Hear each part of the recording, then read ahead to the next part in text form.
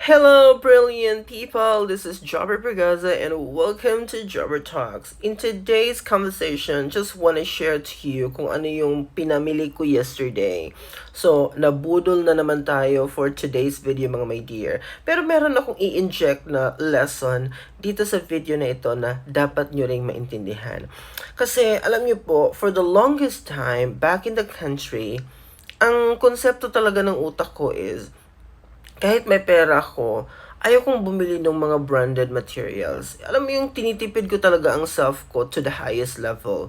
As long as I can utilize something doon sa isang tindahan na yun, na yung quality nung, for example, ng t-shirt hindi ganun kaganda. 'Di ba? Binibili ko for the sake of saving more. Ganun siya. Pero na-realize ko while I'm staying here in Taiwan na dapat gamitin talaga natin yung pera natin sa ikasasayo ng self natin. Kasi nung nasubukan ko yung mga branded materials, yung katawan ko talaga hinahanap na siya and napaka-comfortable talaga kapag ang ginamit mo is subok ng mga brand. 'Di ba? So, share ko lang sa inyo, hindi to sa pagmamayabang ha, but to give you an idea na dapat mag-work hard kayo, find something, find work na ma-afford nyo ang mga bagay na ito. Kasi pwede talaga natin itong gawin. At wala pong sino man ang may karapatang pigilan tayo to show everything what we afford, what we can afford, kasi pinaghirapan natin ang mga bagay na ito. 'Di ba? So, kung ano yung gusto mong bilhin, kung ano yung gusto mong gawin, what can make you happy, go for it. Okay? Huwag mong isipin yung ano yung iisipin ng iba. Yan, ang aga-aga natin nag-sermon ngayon. Anyway, fresh na fresh ang ating video kasi at the moment nagpapakulo ako ng tubig at saka naglaga ako ng munggo kasi yun yung aking pagkain ngayon, 'di ba? Holiday nga pala ngayon dito sa Taiwan. So, nandito lang ako sa bahay. Maglilinis ako ngayon. Tapos maglalaba, kaya ito, i-video ko talaga siya ng morning kasi lalabahan ko na siya. At isa sa mga damit na nabili ko hapon, susuotin ko siya tomorrow. Kasi big day, Wednesday kasi bukas, so dapat comfortable yung suot natin. So yun ang importante ngayon. So anyway, so much for that. Ito ang first item, pack. My God, first time kong bumili ng ganito. Actually, dalawa talaga siya. Wait, aray. Sinuot ko na yung isa. Eto, para makita talaga ninyo. Ayan. So, yung isa is dito sa bahay, sa loob. And then, yung isa naman is panlabas. So, ito yung napili kong panlabas. Pero hindi ko pa ito nasuot ha. Kaya nilagay ko ito sa mesa ngayon. Ito yung panlabas. The original price, tumataging ting 1,400 NT sa pera nila. Pero may discount, nakapag-sale siya kahapon. So, medyo nakaless ako ng konti sa binayaran ko dito. So, okay na rin. Hindi na masyadong, hindi masyadong lugi yung ating kaban. And, naka-plastic talaga. And, ito yung, as usual, pag bumibili ako ng damit, hindi talaga nawawala yung color yellow. Kasi that's my color, that's my favorite, this is my favorite color. Yes. But hindi ako dilawan ha. But I love yellow very much. Ito siya mga ting, pag nanoon, parang iniisip ko lang yung brand na Adidas. Pero ngayon, marami nagsasabi na marami pang mga magagandang brand. Pero isa ito sa mga gusto kong mga brands talaga na suotin.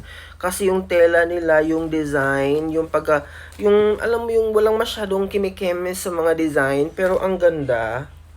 Look at this one, te. And yung, alam niyo dito sa Taiwan mga te, yung mga t-shirt nila is malalaki talaga. Alam mo yun, mga loose talaga siya na mga type.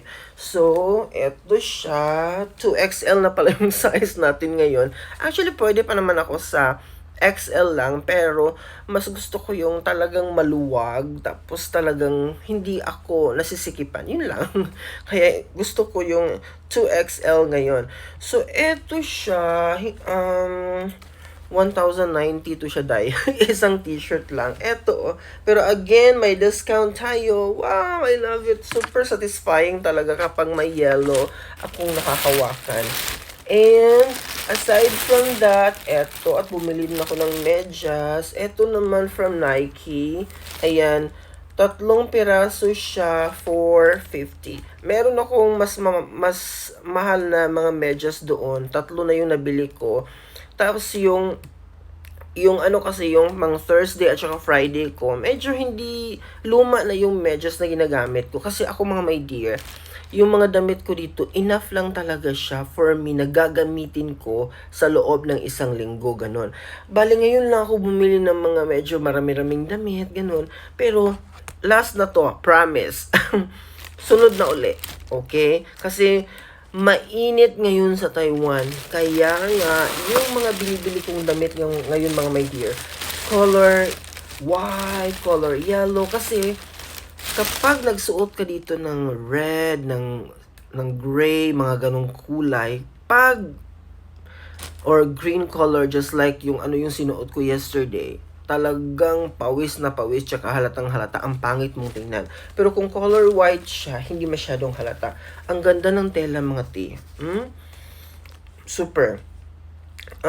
Same price lang sila sa yellow. It's 1,090. Ayan, oh. Tingnan nyo yung texture niya. As in, super ganda. Yung design is the same lang. Kulay lang yung nag-iba. This one is white color. And this one is yellow color. I love it so much. Etong isa, mga te, medyo pricey siya ng konti. Kasi yung price nito originally is 1,400 talaga siya. 1,490. Almost 1,500. Grabe. Sa isang damit lang. Pero alam nyo, huwag tayong manghinayang. Kasi part na talaga yun ng buhay. Kapag lumaki yung income mo, you also need to buy a little bit expensive na mga gamit. Again, hindi po to pangbabrag sa inyo, pero gusto kong ibahagi sa inyo yung idea na we need to work hard, find more opportunity na makakapagbigay sa atin ng mga bagay na ito. At least, hindi tayo si Stella Kimbo na kung saan yung ating ginagastos is enough lang para, ma-defend natin kung bakit tayo nakaka-afford ng mga ganito. Hindi yung sobra-sobra, milyon-milyon yung sahod mo, hindi naman umaabot sa milyon. Diba? Ay, nako, Pilipinas. Ito, ang kulay niya, my God. Isa din sa mga favorite ko yung mga ganitong kulay. Look at this one, mga my dear. Yung design is different. Ayan. Yung design is bago siya, pero yung presyo 1,490 talaga. Almost 1,500 na siya, kung tutuusin, sa pera nila sa NT. So, eto lang, grabe yung nabayaran ko dito.